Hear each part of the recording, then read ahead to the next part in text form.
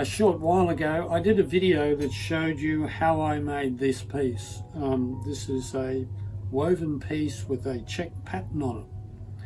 I'm going to use that to make a platter.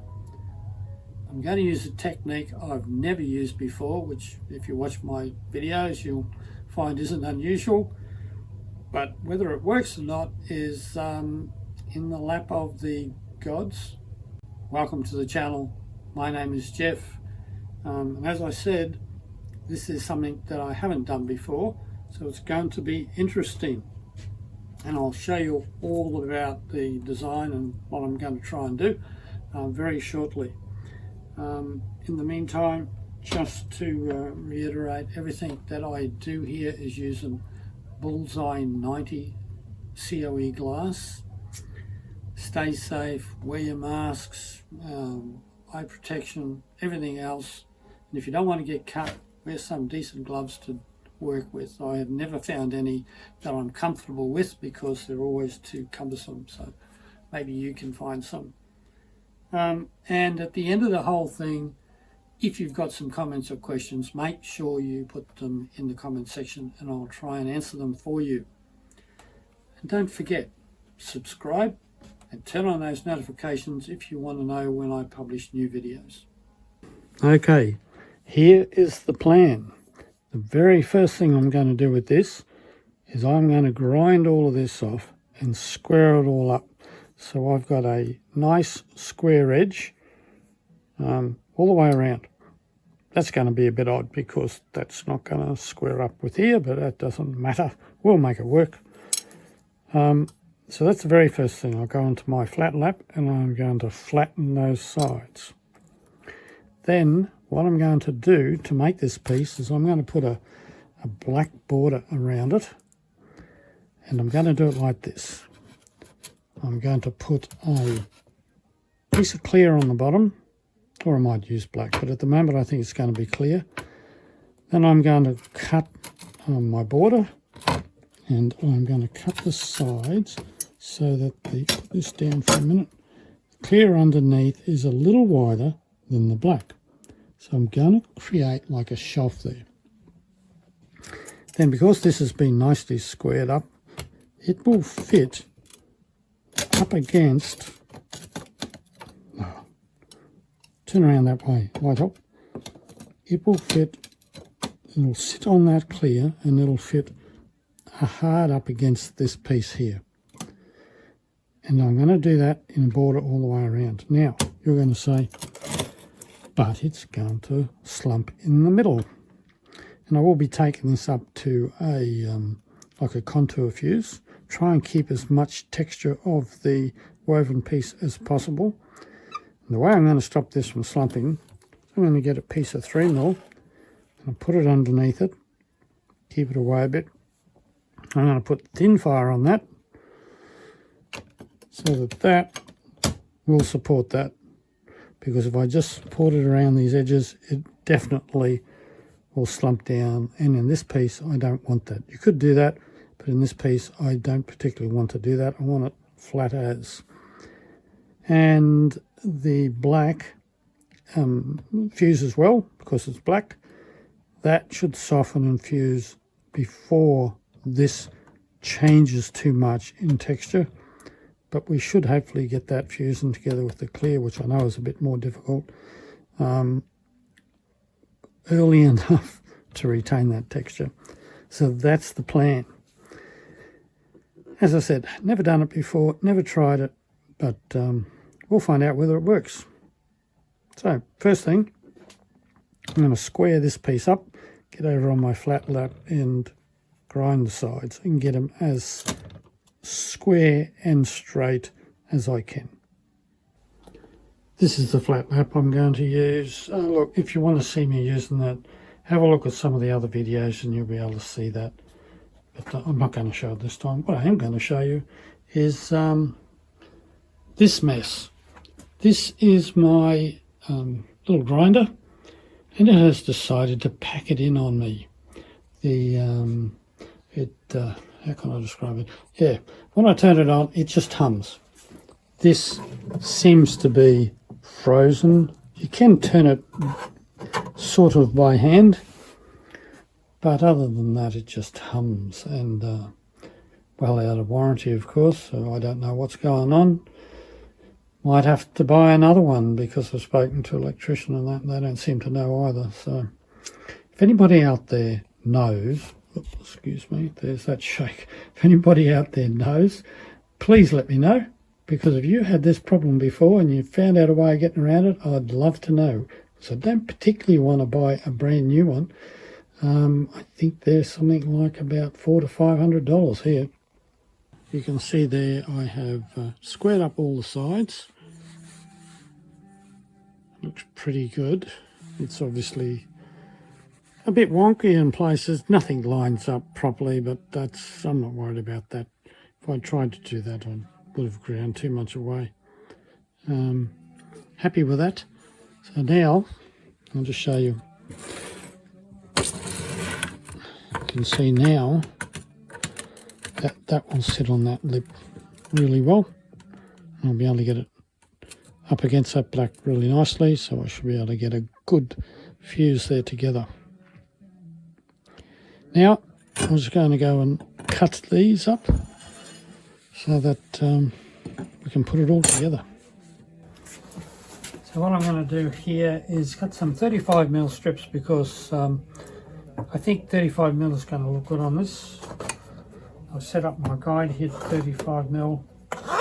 I'll just cut a couple of strips.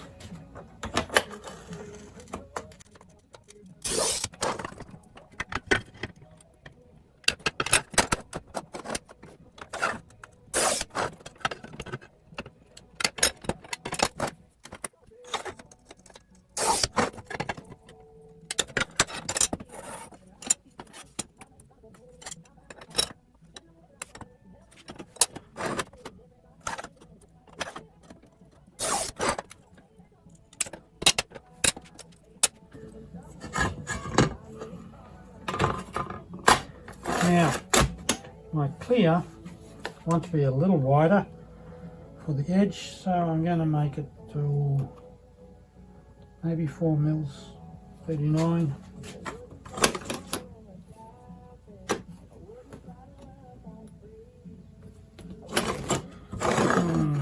That's not square. That's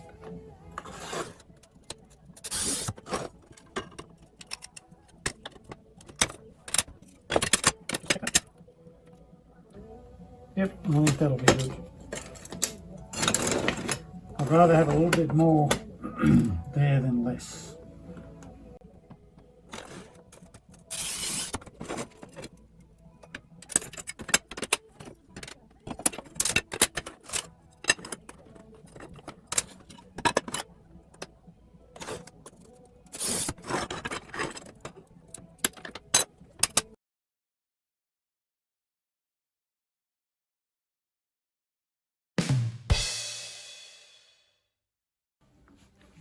Okay, I've got a bit to explain here. This is the bottom layer, and these pieces of clear around here, all COE 90, that is float glass. I have spaced things out with a little bit of 3mm fibre paper so that I can make sure that that stays central. I am going to glue this to that float there, so I'll make sure that's all in place. And then I'm going to take this piece that I have squared up all the edges, and I'm going to sit that on there and then assemble all of the border.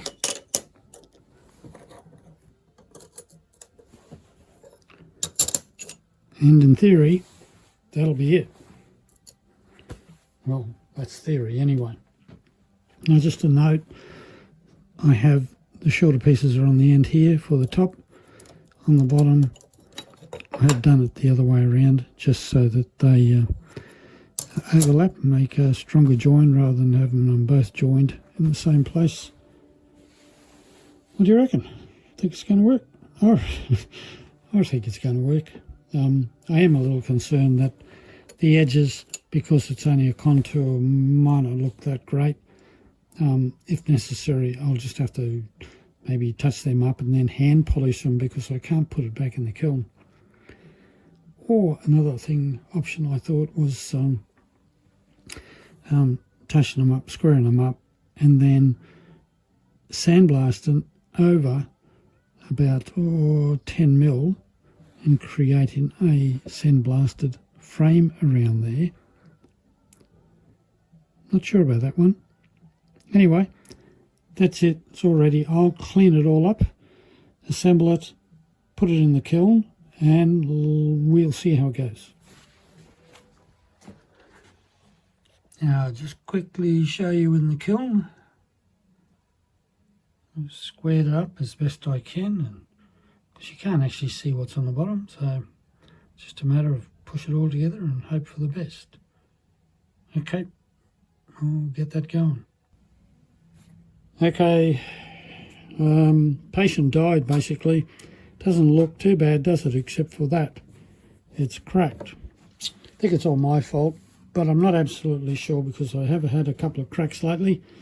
You've seen a couple of them on the channel, but also I've had a couple outside of the videos that I make for the channel. So and it's all in the same kiln, so I'm just testing that kiln to make sure that it's doing what it should be doing. But I think this may have been my fault. And I'm blaming it on that bit of float glass I put on the bottom here.